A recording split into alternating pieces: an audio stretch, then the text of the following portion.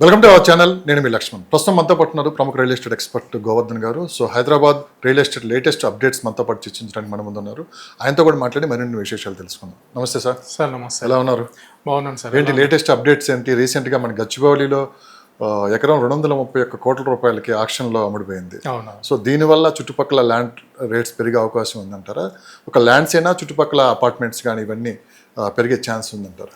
Sir actually ఈ 231 కోట్ల ఏదైతే ఆక్షన్ ఉందో దీనివల్ల పక్కమ్మటి కామన్గా ఇంపాక్ట్ అవుతుంది, ప్రైస్ ఇంపాక్ట్ అనేది అవుతుంది. కాకపోతే వాళ్ళు ఏ పర్పస్లు తీసుకున్నారు, దాన్ని ఎప్పుడు దాన్ని బిల్డ్ చేయాలనుకుంటున్నారు అంటే ఈ 231 కోట్ల రూపాయలు ఇన్వెస్ట్మెంట్ పెట్టింది ఇప్పటికిప్పుడు దాన్ని గెయిన్ చేసుకుందాం అనుకుంటున్నారా, రిటర్న్స్ తీసుకుందాం అనుకుంటున్నారా, లేకపోతే ఎప్పటికాల ప్లాన్ అనేది చాలా ఇంపార్టెంట్. ఇక్కడ బేసిక్గా మనం గమనించాల్సింది ఏంటంటే మన హైదరాబాద్లో అంత 231 కోట్ల రూపాయల ఇన్వెస్ట్మెంట్ అంటే ఆప్షన్లోకి రావడానికి ఈ ఎఫ్ఎస్ఐ అంటాం అనమాట, అంటే ఫ్లోర్ స్పేస్ ఇండెక్స్ అని అంటాం దాన్ని.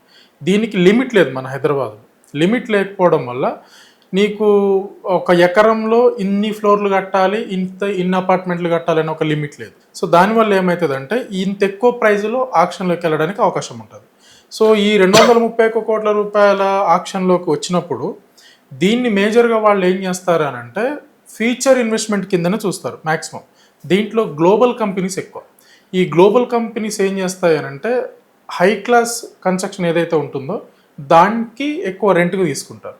సో ఇప్పుడు వీళ్ళు కూడా ఎవరైతే 231 కోట్ల రూపాయలతోటి ఆక్షన్లోకి వెళ్ళారో వాళ్ళు చేసేది కూడా అదే. సో గ్లోబల్ కంపెనీస్కి లీజ్కి ఇస్తారు, రెంట్కి ఇస్తారు, లేదా సేల్ చేస్తారు అనమాట. సో హై క్లాస్ కంపెనీస్కి కన్స్ట్రక్షన్ చేసి ఇస్తారు స్పేస్. ఇక్కడ మనకు లైక్ ఇప్పుడు బెంగళూరు ఉంది, ముంబై ఉంది, అక్కడ ఎఫ్ఎస్ఐ ఉంటుంది అనమాట. అక్కడ ఇంత ఎకరాలో ఇంత లిమిట్లో కట్టాలి అనేది అక్కడ ఉంటుంది. కానీ మన దగ్గర లేదు. మన దగ్గర లేకపోవడం ఇది అడ్వాంటేజ్. దీనివల్ల పక్కమ్మటి ప్రైజెస్ పెరుగుతాయి అంటే 100% పెరుగుతాయి. మనం గతంలో ఎకరం 100 కోట్లు అన్నప్పుడే ఇక్కడ ఎకరం 100 కోట్లు అంటేనే దీన్ని చూసి ఎక్కడో షాద్నగర్ దగ్గర కూడా ప్రైజులు పెంచారు. సో ఇప్పుడు ఈ 231 కోట్ల రూపాయల ఏదైతే ఈ ప్రైజ్ ఉందో ఇది ఎంటైర్ హైదరాబాద్ మొత్తం కూడా తిరుగుతుంది. సో ఇది ఇక్కడ వాళ్ళు కొంతమంది అడ్వాంటేజ్ తీసుకుంటే ఇది ఇంకా మిడిల్ క్లాస్ వాళ్ళు ఇంకొక విధంగా అడ్వాంటేజ్ తీసుకోవచ్చు. దీనికి అడ్వాంటేజ్ తీసుకోవాలనుకుంటే ఒకటి ఫ్యూచర్ సిటీ ప్లాన్ చేయొచ్చు. ఎందుకంటే ఫ్యూచర్ సిటీ అనేది మనం ప్రత్యేకంగా ఎందుకు చెప్తామంటే ఇప్పుడు ఇక్కడ ఏదైతే ఒక 20-25 సంవత్సరాలలో ఈ రాయదుర్గం కానివ్వండి, గచ్చిబౌలి, హైటెక్ సిటీ ఈ ప్రాంతం అంతా డెవలప్ అయ్యి 231 కోట్ల రూపాయలకి వెళ్ళిందో ఇదే 15-20 సంవత్సరాలలో మళ్ళీ ఫ్యూచర్ సిటీ వెళ్తుంది. సో కాబట్టి ఇక్కడ ఇన్వెస్టర్ చేసుకునే వాళ్ళు అటు సైడ్ షిఫ్ట్ అయితే బాగుంటుంది. సో మొత్తం మీద అసలు ఇంత మార్కెట్ డౌన్ పొజిషన్లో ఉన్నప్పుడు ఇంత కాస్ట్ పెట్టి ఎలా తీసుకుంటున్నారు వాళ్ళు? అంటే 231 కోట్లు అంటే చిన్న విషయం కాదు. సో మార్కెట్ అని చూస్తేనే చాలా డల్గా ఉంది. ఎలా పాసిబిలిటీ ఇది అనేది అర్థం కావట్లేదు. సో ఇదంతా కూడా ఏంటంటే సార్ ఒక ఇన్వెస్టర్ మైండ్ సెట్ ఎలా ఉంటుంది అంటే లాంగ్ టర్మ్ థింక్ చేసే వాళ్ళదే ఉంటుంది ఎక్కువ. ఎప్పుడైనా ఒక ఇన్వెస్టర్ థింక్ చేయాల్సింది లాంగ్ టర్మ్ థాట్లోనే థింక్ చేయాలి. సో ఇప్పటికిప్పుడు మనం ఇప్పుడు వీళ్ళు కూడా ఒక 231 కోట్ల రూపాయలు వాళ్ళు కూడా ఇప్పటికిప్పుడు 1 ఇయర్లో దీన్ని గెయిన్ చేద్దామంటే రాదు. ఇక్కడ ఇప్పుడు మన హైదరాబాద్లో అంత స్పీడ్గా రాదు. అంటే ఇప్పుడు వాళ్ళు 231 కోట్లు ఒక ఎకరం పెట్టి తీసుకున్నప్పుడు ఎకరంలో వాళ్ళు కంపల్సరీ కన్స్ట్రక్షన్ చేయాలి. లో కాస్ట్ కన్స్ట్రక్షన్ చేస్తే వేరే గ్లోబల్ కంపెనీస్ ఏం రావు, లైక్ జీసీసీలు కానివ్వండి, ఇంకా వేరే డిఫరెంట్ కంపెనీస్ ఏమైనా అక్కడికి వచ్చి లీజ్ తీసుకోవడం చేయరు. ఏ కంపెనీ అయినా సరే అక్కడ ఒక ఆఫీస్ పెడుతుంది అని అంటే first of all blue print చూస్తుంది, నువ్వు వాడిన మెటీరియల్ ఏమిటిదో చూస్తుంది, మెటీరియల్ క్వాలిటీ చూస్తుంది, నిజంగా ఆ మెటీరియల్ ఆ కంపెనీ నుంచి తీసుకున్నారా లేదా కూడా చూస్తుంది. సో నాటే ఈజీ అనమాట. ఒక జీసీసీ కంపెనీ వచ్చి ఇక్కడ మనకు వాళ్ళు ఇక్కడికి వస్తున్నారు అని అంటే ఊరికనే ఏదో ఒక గవర్నమెంట్తో ఎంఓయూ చేసుకొని వచ్చి అక్కడ ఈ అపార్ట్మెంట్కి సంబంధించిన వాళ్ళ బిల్డింగ్ సంబంధించిన వాళ్ళతోటి డిస్కస్ చేసి ఊరికనే రారు. పిన్ టు పిన్ అబ్జర్వ్ చేస్తారు, షాండ్ అబ్జర్వ్ చేస్తారు, సిమెంట్ అబ్జర్వ్ చేస్తారు, బ్రిక్ అబ్జర్వ్ చేస్తారు.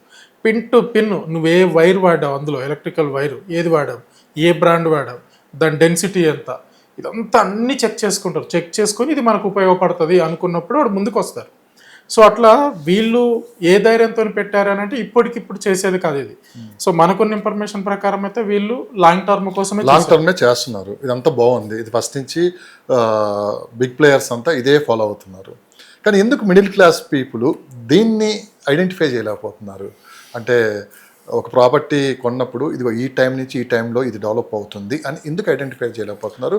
లేదా 1-2 సంవత్సరాలకి డెవలప్ అవుతుందిలే అమ్మేసుకుందామని చెప్పి అక్కడే ఆగిపోతున్నారా? అంటే మన వాళ్ళు ఐడెంటిఫై చేస్తారు సార్, చేయరని కాదు.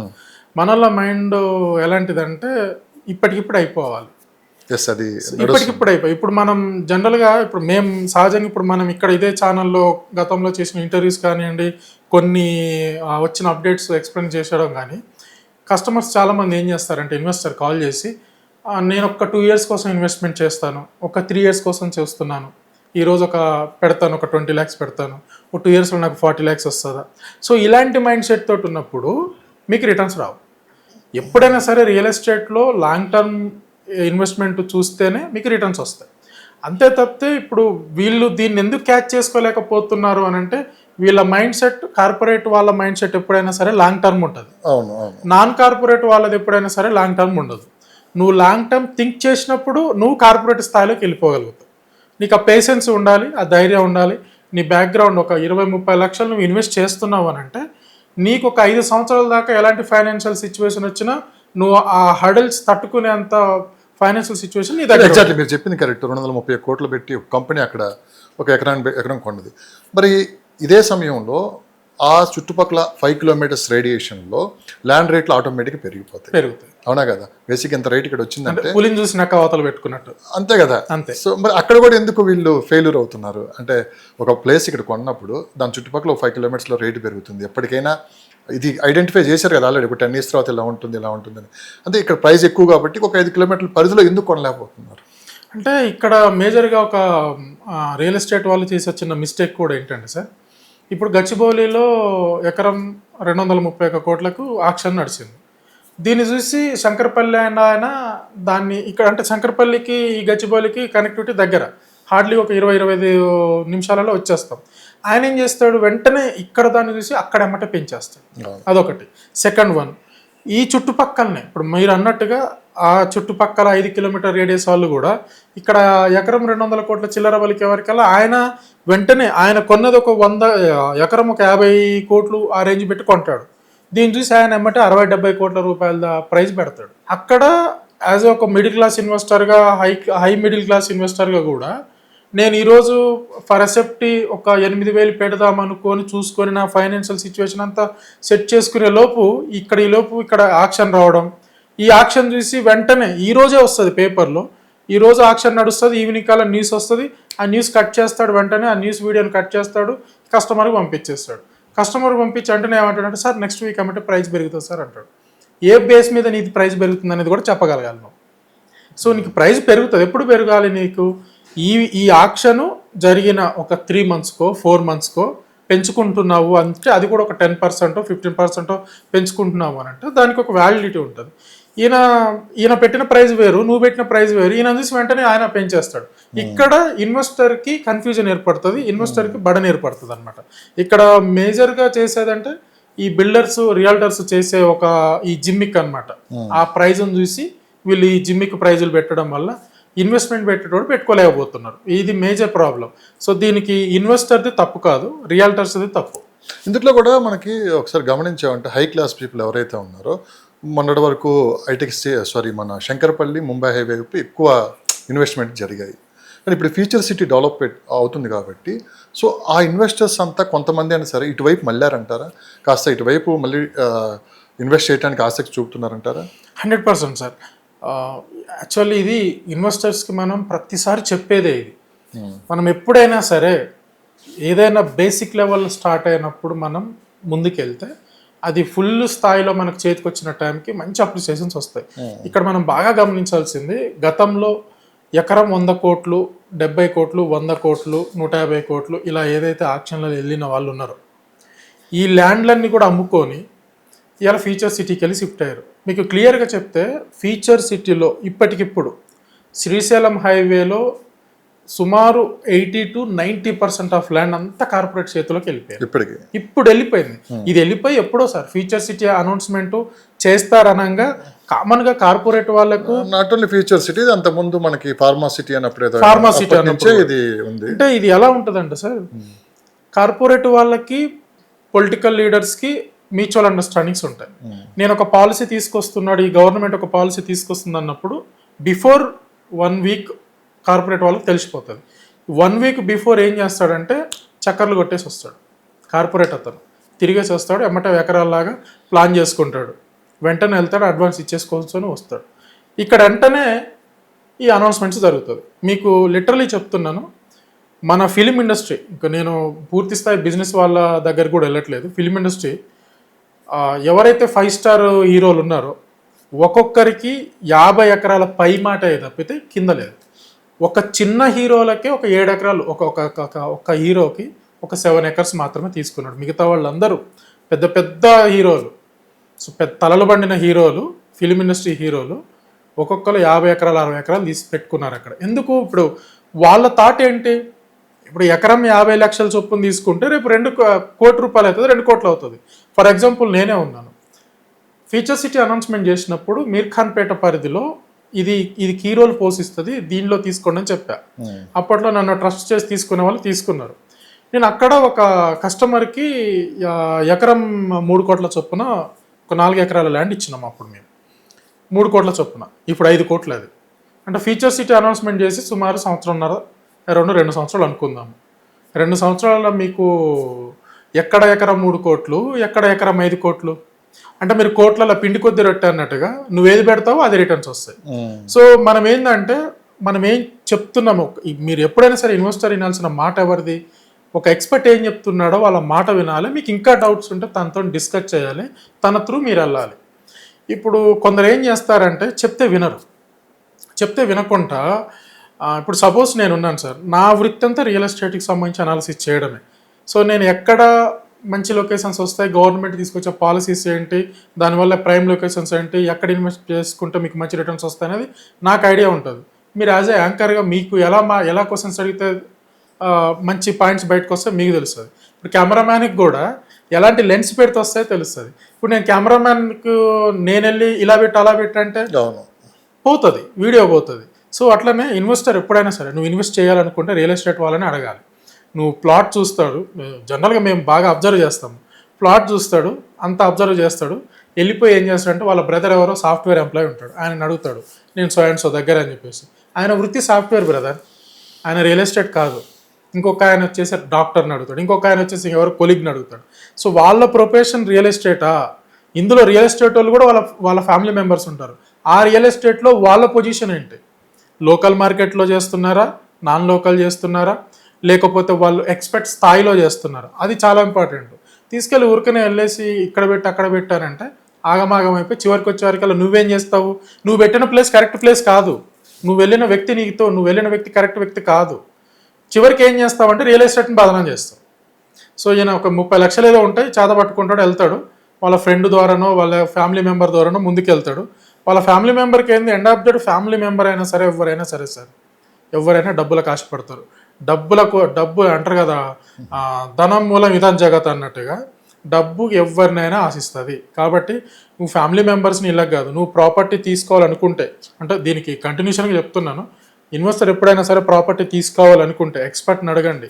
అసలు మీరు ఎవరితో డిస్కస్ కూడా చేయొద్దు, మీరు ఎవరితో డిస్కస్ చేయకుండా ఒక ఎక్స్పర్ట్ని అడగండి, ఆయన త్రూ ప్రాపర్టీ చూడండి, మీకు రియాలిటీ నచ్చింది అనుకుంటే తీసేసుకోండి. అంతే తప్పితే మీరు మీ ఫ్యామిలీ మెంబర్లో మీ పేరెంట్స్ తోటి డిస్కస్ చేయొద్దు, మీ అత్తగారులతో డిస్కస్ చేయొద్దు, మీ బావమ్మరులతో, అక్క చెల్లెలతోటి, అన్నదమ్ములతోటి, ఫ్రెండ్స్ తోటి ఎవరితో డిస్కస్ చేయొద్దు.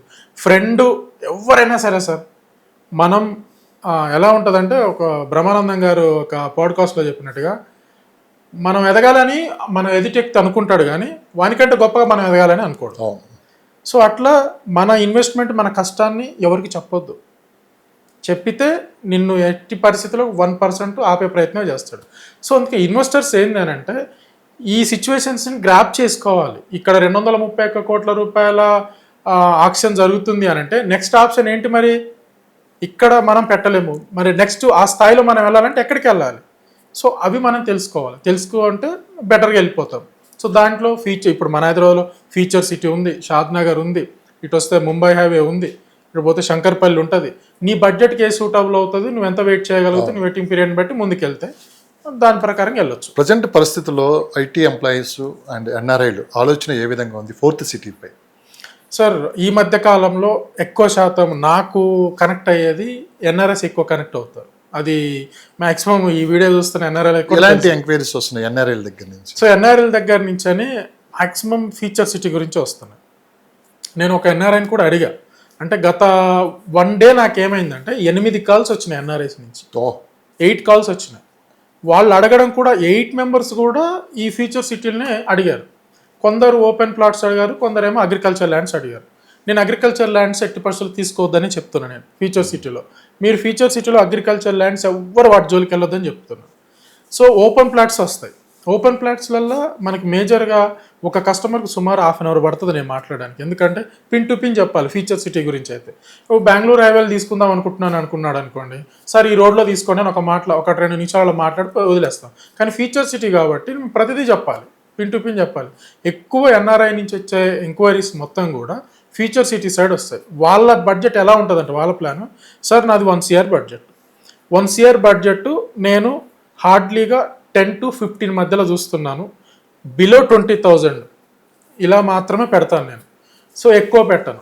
అంటే మేము కొన్ని లొకేషన్స్ ప్రిఫర్ చేస్తాం. ఎన్ఆర్ఐ అనే వరకల్లా మన థాట్ కూడా మారిపోతుంది. ఎన్ఆర్ఐ అంటే వాళ్ళు కొంచెం హై క్లాస్ ఎక్స్పెక్ట్ చేస్తారు, అది ఇదని మనం అనుకొని ఫస్ట్ ప్రిఫరెన్స్ కింద మాట్లాడేటప్పుడే తుక్కు కూడా చెప్తాం. సో ఈ తుక్కు కూడా చెప్పినప్పుడు తుక్కు కూడా ప్రైజులు ఇప్పుడు ఎలా ఉంటాయి, దగ్గర 50,000, 60,000, 70,000 ఈ రేంజ్ నడుస్తుంది. అది ఇన్వెస్ట్మెంట్ అంటే కాదు. అది ఇప్పుడు తుక్కుగూడ నుంచి అని కందుకూరు వరకు స్టాగ్నెట్ స్టేజ్కి రాబోతుంది. ఇంకొక 6 నెలలు 6 మంత్స్లో 6 to 1 yearలో 6 months నుంచి 1 yearలో స్టాగ్నెట్ రేంజ్లోకి వెళ్ళిపోతుంది. అది ఇప్పుడు ఇన్వెస్ట్ చేసిన వాళ్ళకి అప్పుడు ఇబ్బంది అవుతుంది, ఇక రానున్న రోజులు ఇబ్బంది అవుతుంది. మేము ఇవన్నీ చెప్తాం, కస్టమర్ క్లియర్ కట్గా ముందే చెప్తాడు. తుక్కు కూడా ఈ ప్రైస్ అనగా లేదు 20,000 లోపు 15 to 20 ఒక ప్లాన్ చూస్తున్నాను. సో ఫ్యూచర్ సిటీ అయితేనే 15 to 20 మేము క్లారిటీగా చెప్తాము. మీరు RRR బేస్డ్ వెళ్తా అనుకుంటేనేమో బిలో 15 పడుతుంది, ఫ్యూచర్ సిటీ బేస్డ్ అనుకుంటేనేమో బిలో 20 పడుతుంది. సో మీకు రీజియన్ వరేజ్ పరంగా చూసుకుంటే ORR కనెక్టివిటీ ఉండాలి ఇవన్నీ చూసుకుంటే కనుక ఇలా తీసేసుకోండి, మీకు 40,000, 50,000 అట్లా పడుతుందని చెప్తాం.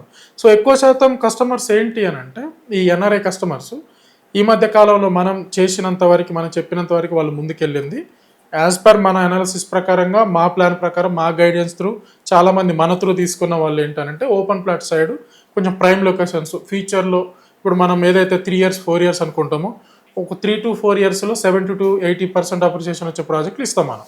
సో అలా వాళ్ళు వెళ్తారు. ఇక లోకల్ వాళ్ళ కాల్స్ వస్తాయి. సో లోకల్ వాళ్ళ కాల్స్ ఎలా ఉంటాయంటే, ఇప్పుడు నేను తప్పు పట్టట్లేదు, వాళ్ళు ఇక్కడ మీడియం ప్రైజ్లు అడుగుతారు, ప్రైమ్ లొకేషన్ అడుగుతారు. సార్ నాది ఒక 10,000 బడ్జెట్, ఒక కందుకూరు ఈ ఏరియాలో చూడండి అంటాడు, లేవు కందుకూరులో. సార్ నాకు ఒక 15,000 బడ్జెట్ తుక్కుగూడ నుంచి అని కందుకూరు మధ్యలో చూడండి అంటాడు. ఎక్కడి నుంచి తీసుకొస్తాం మనం, దొరకవు మనకి అవి. సో ఈ లోకల్ వాళ్ళు అడిగేది ఇవి. కొంతమంది లోకల్లో కూడా ఏంటంటే, సార్ నాది బడ్జెట్ ఇది, ఈ ప్రైజ్లో వెళ్ళాలనుకుంటున్నాను, మీరు చెప్పే లొకేషన్స్ ఎక్కడ అనుకుంటున్నారు, మీరు ఎక్కడ చెప్తారు, ఎందుకు అనేది కూడా నాకు క్లారిటీ ఇవ్వండి అంటారు.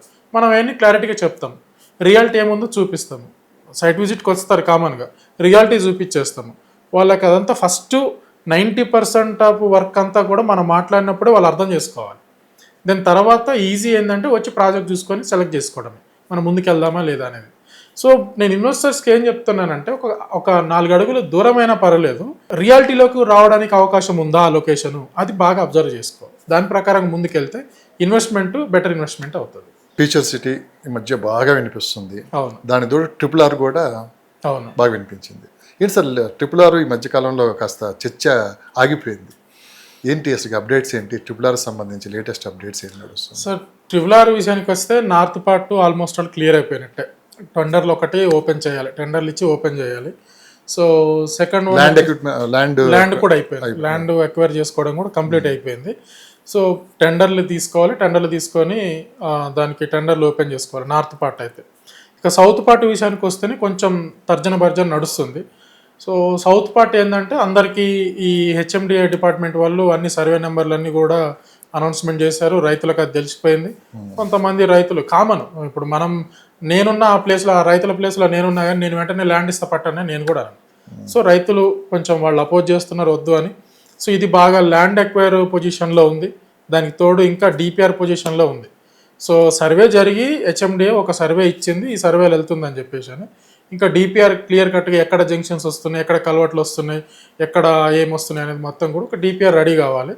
సో మోస్ట్లీ ఇంకొక 6 months టైం పట్టే అవకాశం ఉంది RRRకి సంబంధించి. ఇక ఫ్యూచర్ సిటీ అంటే, ఫ్యూచర్ సిటీలో మనం Day 1 నుంచి మొదలు పెట్టుకుంటే రేవంత్ రెడ్డి గారు మంచి మంచి పనులు చేసుకుంటూ అదే సార్ నేను అంటున్నా, రేవంత్ రెడ్డి గారు Day 1 అనౌన్స్ చేసినప్పుడు దీని మీద ఒక పెద్ద ఎత్తున చర్చ నడిచింది. అవును ఏదో మొత్తం మార్కెట్ అంతా కొలాప్స్ అయిపోయింది, రియల్ ఎస్టేట్ పడిపోయింది అని చెప్పి ఫస్ట్లో ఏంటి ఒక 1 year దాకా ఇదే నడిచింది. అవును సో ఆ తర్వాత కాస్త ఇప్పుడు మార్పు కనిపిస్తుంది ప్రజల్లో, అవును ఒక రియాలిటీల దాంట్లోకి వచ్చేస్తున్నారు.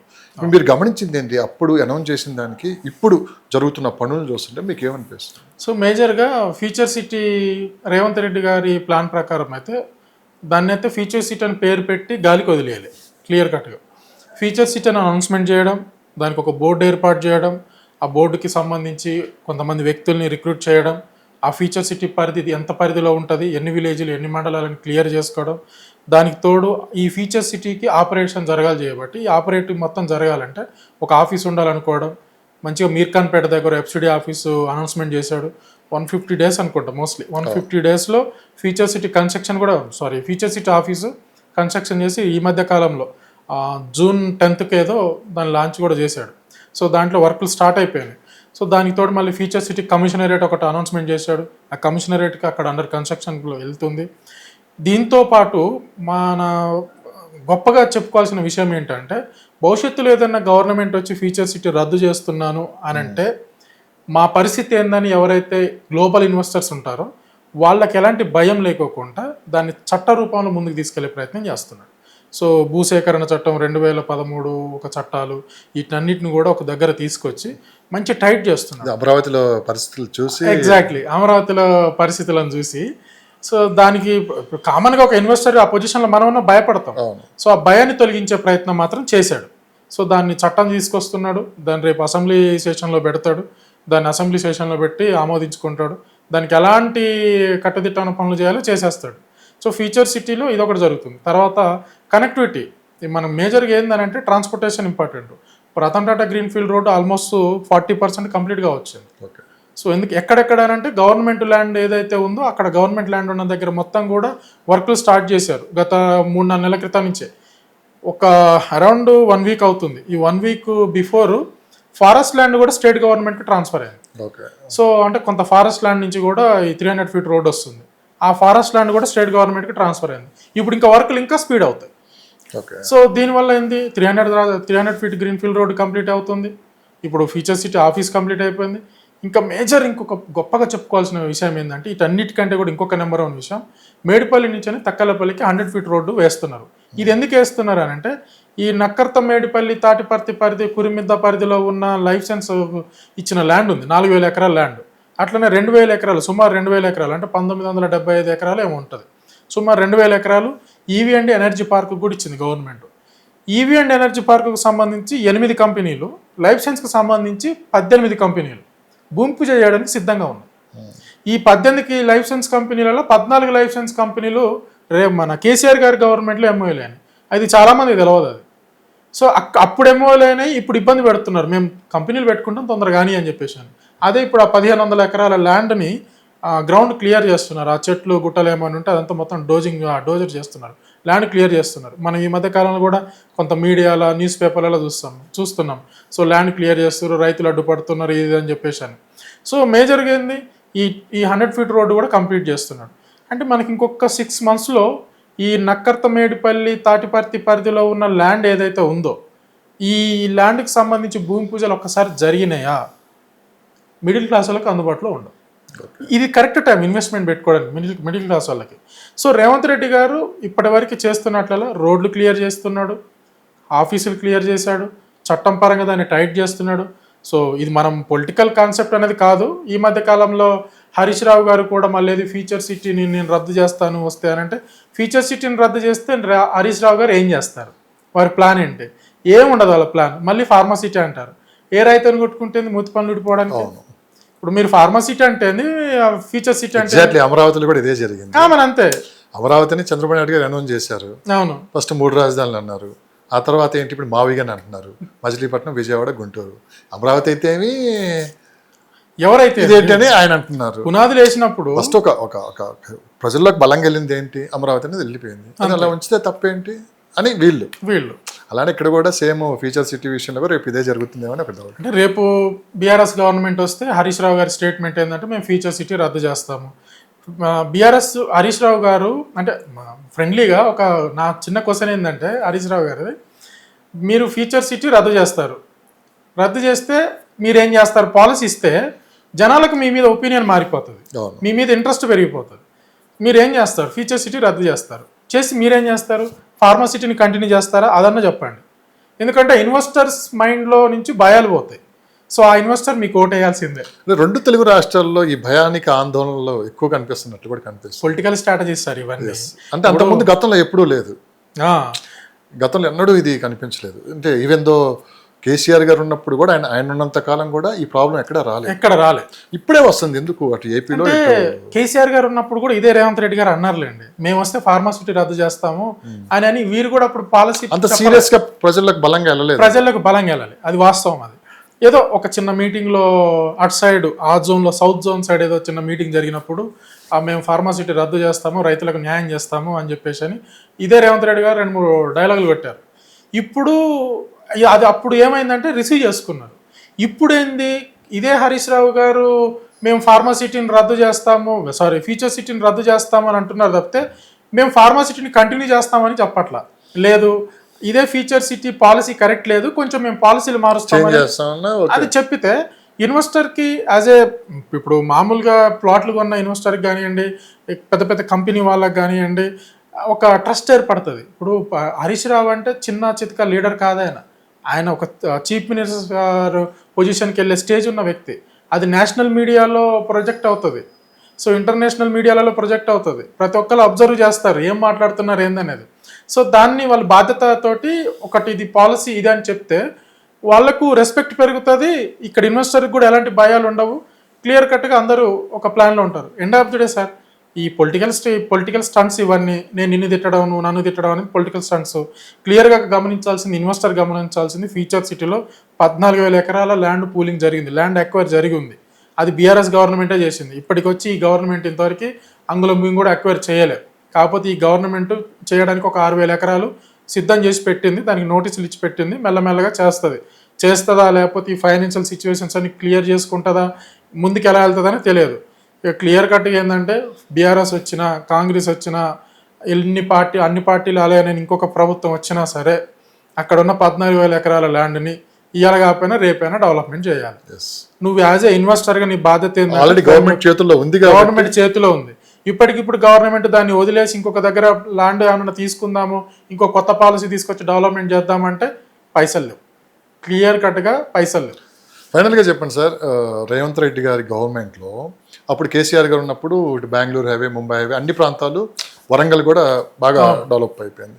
కానీ ఈసారి ఒకే వైపు ఫోకస్ చేసినట్టు కనిపిస్తుంది, మిగతా అన్ని కాస్త మార్కెట్ డల్ అయిపోయిందని చెప్పి ఒక మాట సార్. అంటే మీరు గమనించారో లేదో, గతంలో మనం చూసాం బెంగళూరు హైవేకి దానికి ఉంటే డిమాండ్ ఉంది, అండ్ ముంబై హైవేకి ఉంది, వరంగల్ హైవేకి ఉంది, అండ్ శ్రీశైలం హైవే కూడా, 4 దిక్కుల ఒక విజయవాడ హైవేకి అప్పుడు కూడా కొంచెం మార్కెట్ స్లో డౌన్లోనే ఉంది.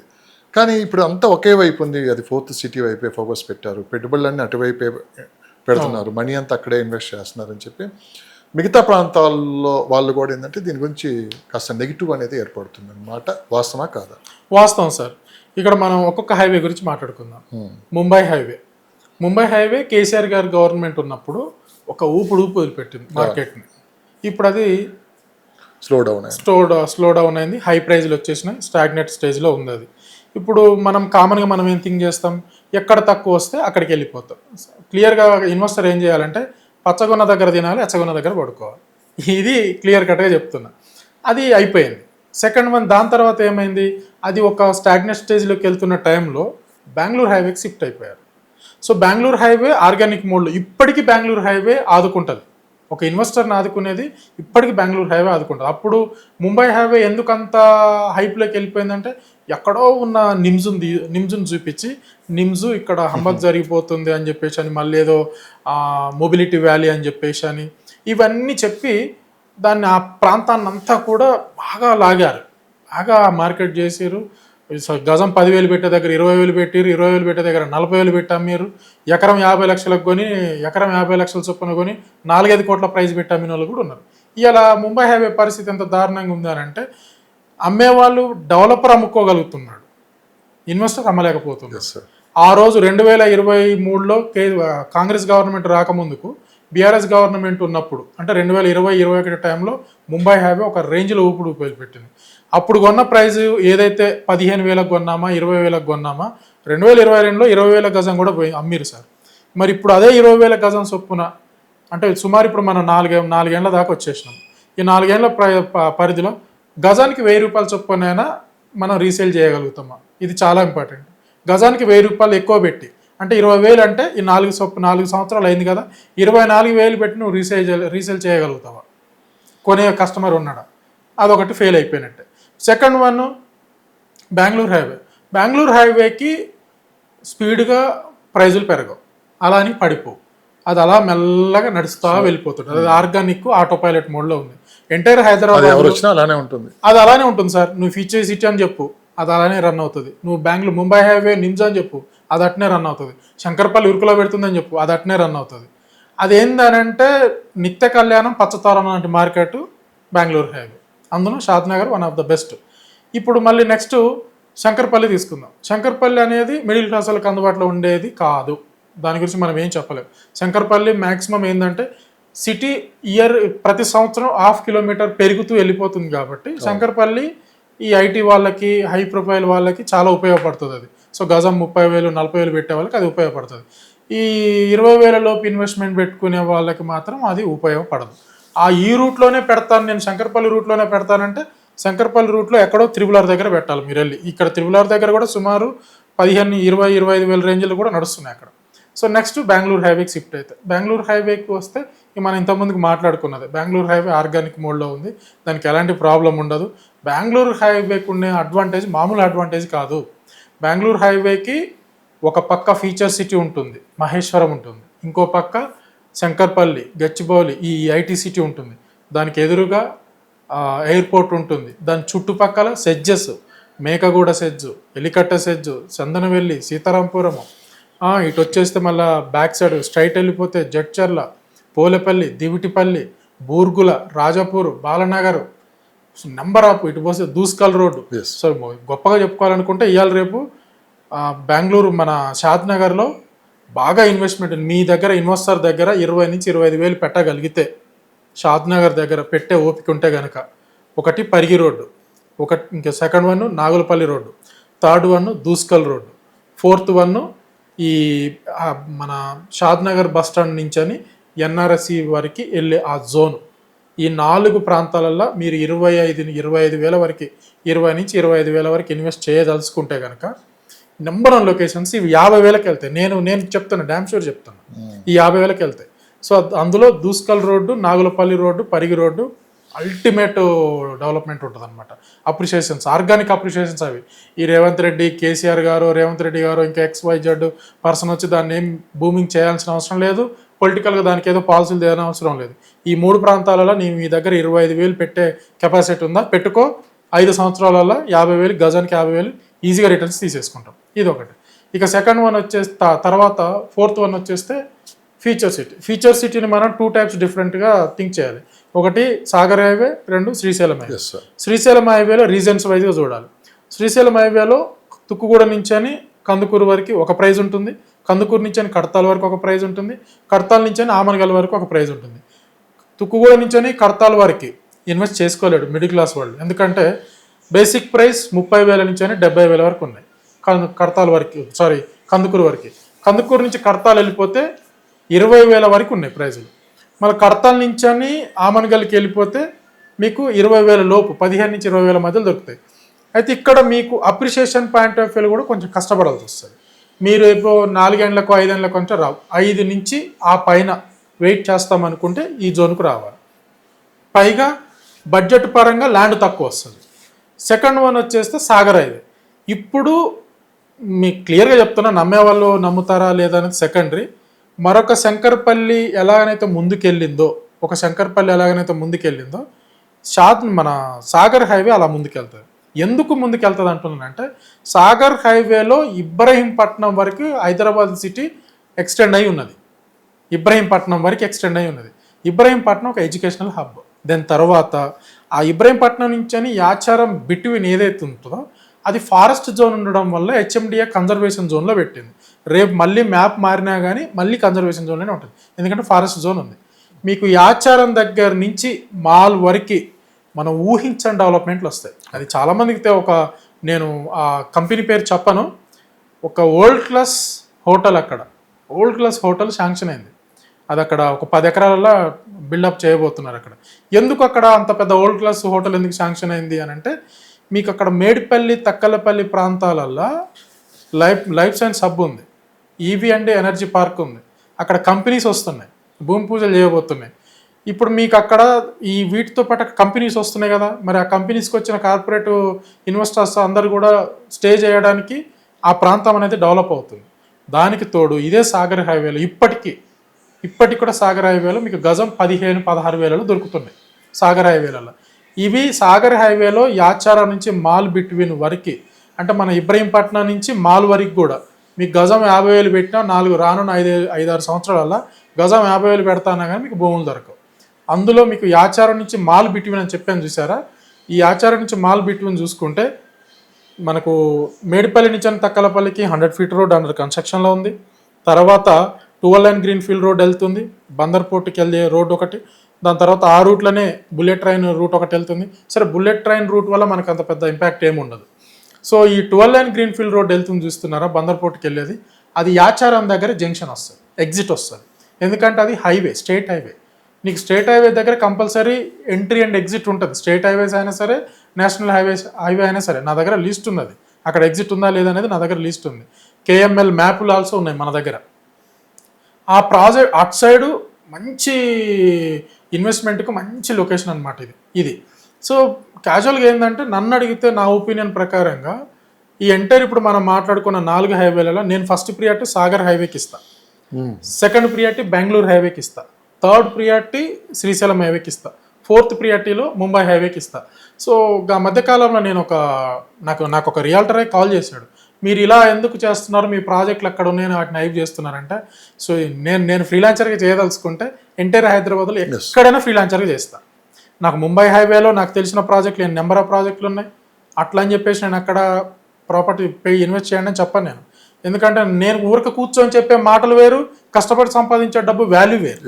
సో నేను ఊరికైనా మాటలు చెప్పిన కదా, నన్ను నమ్మే వాళ్ళు ఒకళ్ళిద్దరు నమ్మి అయినా నన్ను తీసుకెళ్ళి అక్కడ పెట్టారనుకోండి, నన్ను నమ్మి వాళ్ళు ఇబ్బంది పడతారు భవిష్యత్తులో. సో అలా కొంతమంది ఉంటారు. మేజర్గా ఏంటంటే, నా ప్రాజెక్టులు ఉన్నాయని కాదు, నా ప్రాజెక్టులు ఎక్కడైనా నేను చేయదలుచుకుంటే ఎక్కడైనా చేసుకుంటాను, కానీ ఇన్వెస్టర్ మైండ్ సెట్ ప్రకారం చూసుకొని మనం సజెస్ట్ చేయాలి. సో అలా ప్రియారిటీస్ అయితే నేను ఫస్ట్ ప్రియారిటీ సాగర్ హైవేలో బెటర్ లొకేషన్స్ అంటే, ఒకటి తక్కలపల్లి, మేడిపల్లి, నందివనపర్తి, యాచారం, మాలు, చింతపట్ల, ఇంతవరకు పెట్టుకోవచ్చు. సాగర్ హైవే మన శ్రీశైలం హైవేకి వెళ్ళి షిఫ్ట్ అయిపోతే కనుక మన దగ్గర బడ్జెట్ ఉందనుకుంటే అప్ టు కందుకూరు వరకు పెట్టండి, లేదనుకుంటే కడతాల్ లొకేషన్ తీసుకోండి, మళ్ళీ ఆ తర్వాత ఆమన్గల్ వెళ్ళండి.